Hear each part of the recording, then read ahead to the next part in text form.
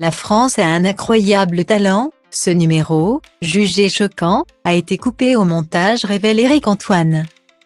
La scène avait laissé les téléspectateurs pantois.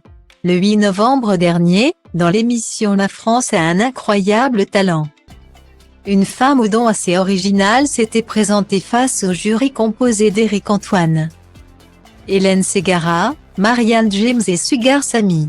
Cette dernière, venue tout droit d'Australie, avait offert un concerto de flûte joué avec ses parties intimes.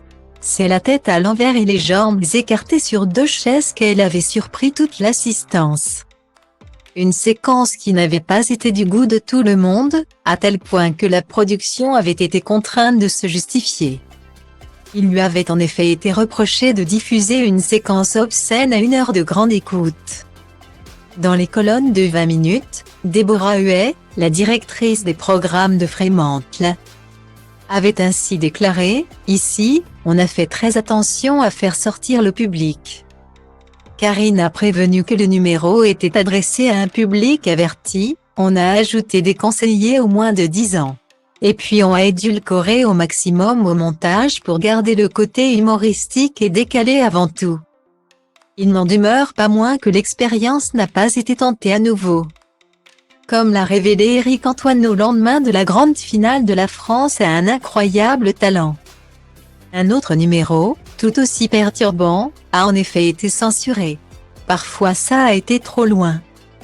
On ne l'a pas diffusé, a expliqué dans un premier temps le magicien, avant de préciser qu'il s'agissait d'une voyante. Point capable de lire l'avenir dans les parties intimes d'un homme. On voit le truc, ça tombe à plat, tu te dis, mais ce n'est pas possible. Elle lit l'avenir dans les boules d'un homme du public. Qui descend, qui est mal à l'aise, rien ne fonctionne. Bonjour monsieur, vous permettez? Baissez votre pantalon. On était un peu chez le médecin, le proctologue. C'était très étonnant. S'en est-il amusé sur les ondes de France Inter? Un numéro que la production a choisi d'épargner au public.